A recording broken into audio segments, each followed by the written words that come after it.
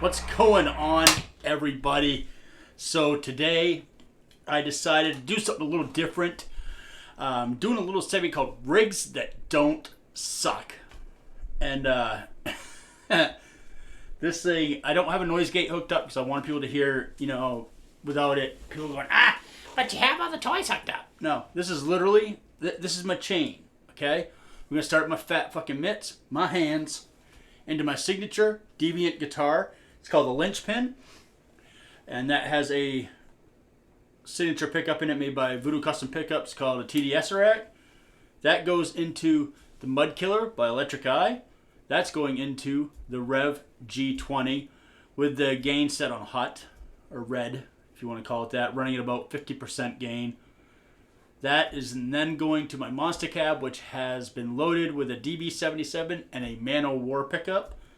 And the mic is directly on the Mano War. The mic being used is a Sennheiser 609, and that's going straight into my Zoom Q&A. Q8N? I don't know. It's a new one anyway, a little tiny one. That's it. That's the whole entire shebang that you're seeing right now. Nothing goofy's going on. It's that simple. I upload it straight to my cell phone, and then I load it up to YouTube, or to Facebook, or to Instagram. But I really gotta say, if this is the rig you have, this rig does not suck. It just doesn't. You got an $1,100 amp that's packed full of options, like jam-packed. Like, this thing has more options than your mom has diseases. It's ridiculous. And the Mud Killer, if you've never used one before, and you play any kind of like heavy music, and it's an amp fixer, it's a situation fixer, and sometimes it gives you the inspiration to play a little bit differently. And it's just a great pedal. I can't say enough good things about it. I know I use it a lot, but I don't really talk about it, which I probably should. Because people are like, dude, what are you using? That Mud Killer is so great. You can get something that it makes everything sound good. And every guitar varies, and I'm using a lot of guitars, but lately, because these are the prototypes, I've been beating the living shit out of them, trying to see if they'll hold up, see what needs to be done differently as we come to the closing end on them. So I'm trying to really use the piss out of them to make those decisions. So yeah, that's it, man. And it's just a rig that does not suck.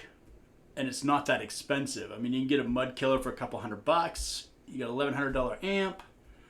You get yourself your guitar. It doesn't matter what guitar you have. Pretty much, I can grab another guitar that will sound just as good. Well, I shouldn't say it will sound just as good, but let's see how close I am to that fact. Hold on a second. Let's grab a different guitar.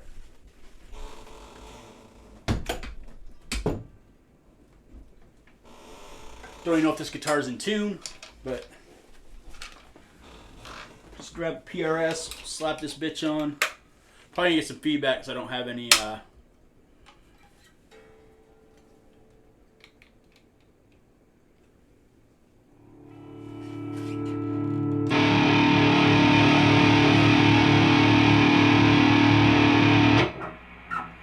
All right, so this is with the PRS, completely, totally different guitar.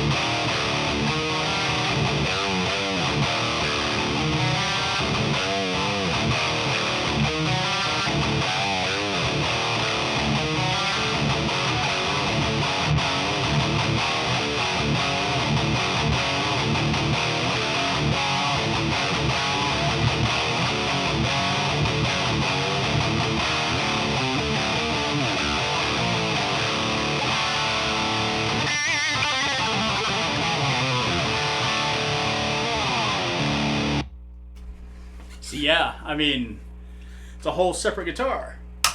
You're like, but dude, there's like a $4,500 PRS. Yep, it is. So you probably think yourself, we need something cheap. We need something cheap. Cheap, cheap, cheap. All right, so let's get something cheap.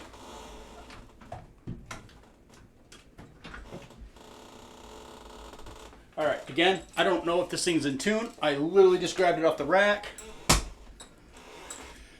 Gonna plug it in, probably make an asshole of myself. Got lucky with the PRS. I don't think we can get lucky twice. But, holy shit, I am gonna get lucky. It's in tune, or pretty damn close to it anyway. All right, let's see what we get.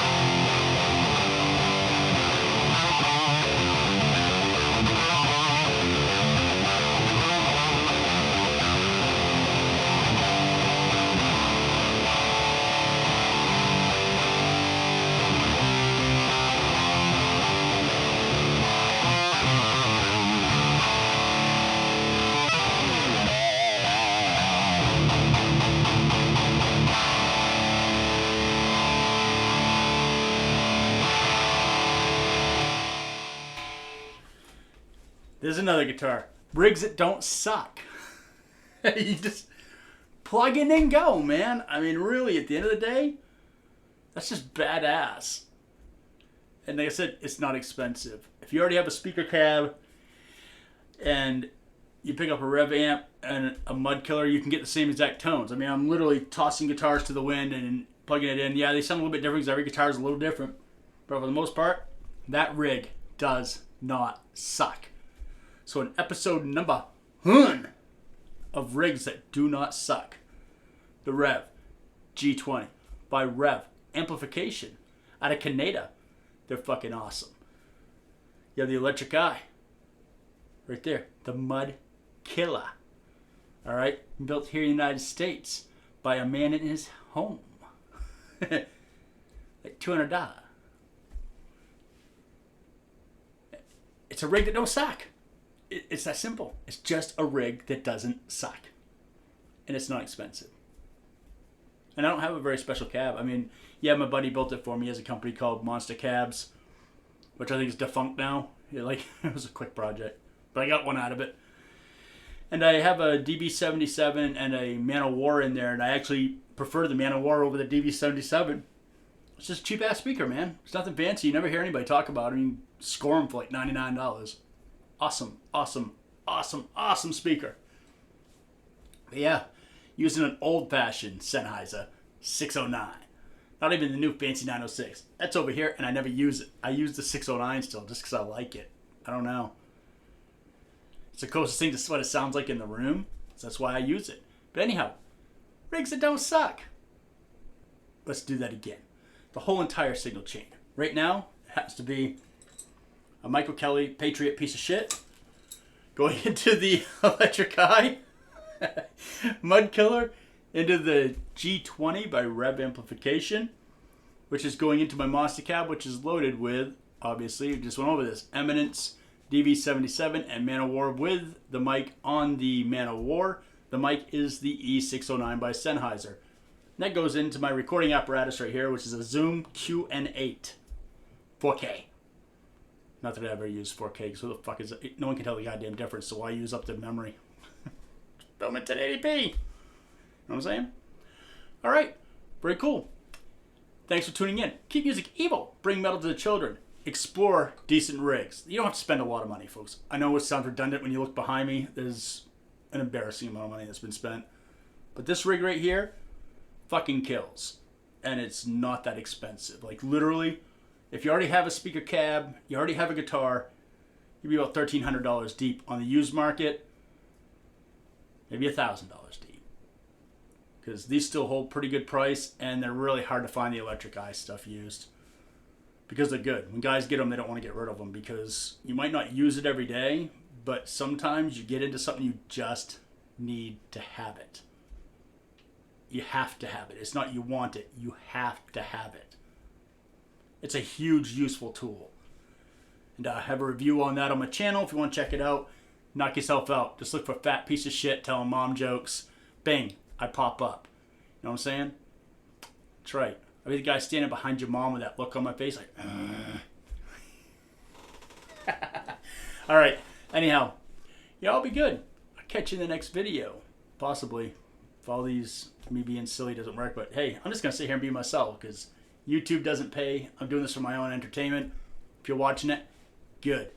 One thing you'll get from me, I'm honest. I don't like something, you're going to fucking know. If something isn't worth the money, you're going to fucking know. And granted, it's just my shitty opinions, but I do put my hands on a lot of fucking gear. So I'd say something's not worth the money. Probably pretty spot on. You know, and some things I don't think they charge enough for, but we don't talk about that. We don't want them to charge more. We just want good gear. You know what I'm saying? All right. Very cool. Thank you guys for tuning in. The other two guitars used, I used a Paul Reed Smith Wood Library Tremonti and my signature guitar by Deviant Guitars. It's called a Linchpin. All right. Very cool. Fat Boy out. Donkeys and Demos. Check out his channel. Later.